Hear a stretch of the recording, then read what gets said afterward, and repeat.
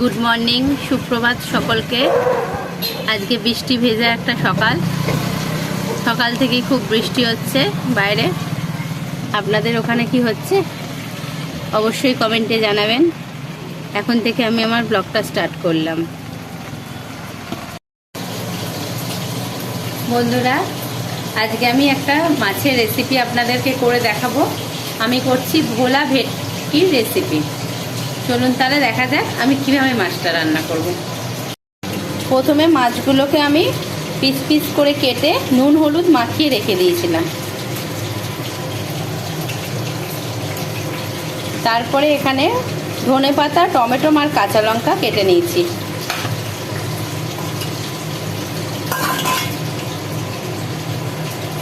আর এখানে সর্ষে আর কাঁচা লঙ্কা বেটে নিয়েছি। তাহলে ভোলা ভেটকি করার জন্য মাছগুলো প্রথমে নুন হলুদ মাখিয়ে কড়া করে ভেজে নেব।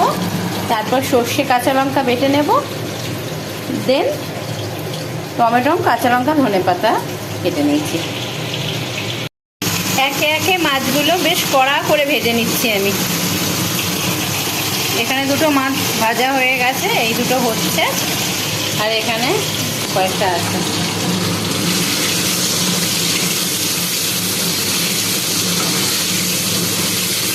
আস্তে করে উল্টাতে হবে যাতে ভেঙে না যায়।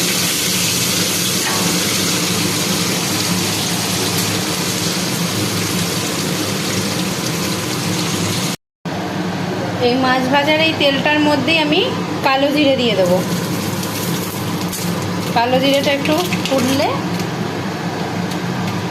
কাঁচা লঙ্কা দিয়ে দিলাম।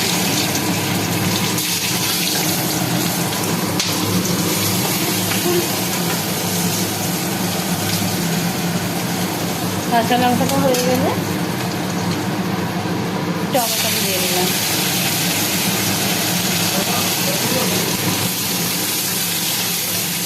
টমেটোটা একটু নাড়াচাড়া করে আমি সর্ষে বাটাটা আর কাঁচা লঙ্কা বাটাটা দিয়ে দিলাম।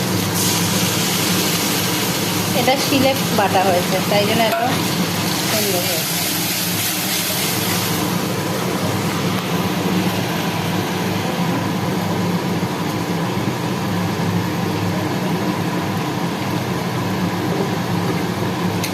এই বাটা ধোয়া জলটা দিয়ে দিলাম।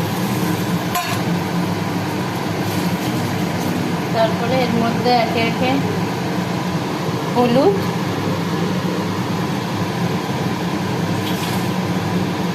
ধনেপাতা,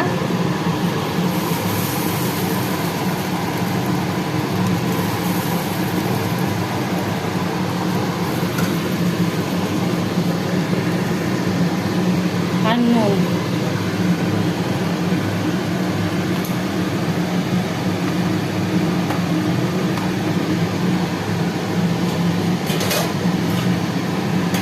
আর স্বাদের জন্য এক ছিটা চিনি।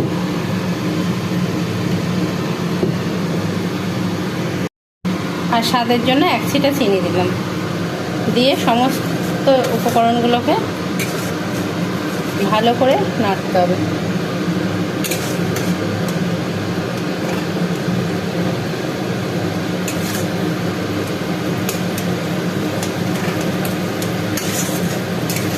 সর্ষে বেশি ফোটাবেন না বন্ধুরা, তাহলে তেতো হয়ে যাবে। একটু টমেটোগুলো একটু সিদ্ধ সিদ্ধ হয়ে গেলেই এর মধ্যে ভেজে রাখা মাছগুলো দিয়ে দেব।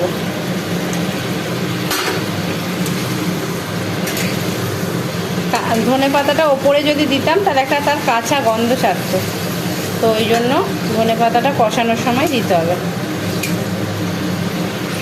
একদম শুকনো শুকনো হবে। আর এর মধ্যে আর কোনো জল অ্যাড করতে হবে না, কারণ এটা একদমই শুকনো শুকনো গা পচা খাওয়া হবে। শুধু নামানোর আগে গ্যাসের ফ্লেমটাকে লো করে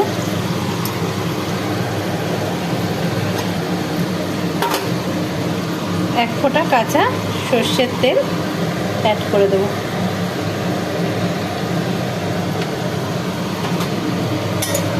আমার ভোলা ভেটকি সর্ষে দিয়ে পাতুরি একদম রেডি। চলুন তাহলে খাওয়া যাক। একদিন এই রেসিপিটা বাড়িতে বানিয়ে খাবেন, অবশ্যই এই বর্ষাকালে ভালো লাগবে। আজকের মতন এখানেই বিদায়, ভালো থাকবেন, আমার চ্যানেলটাকে সাবস্ক্রাইব করবেন, টাটা।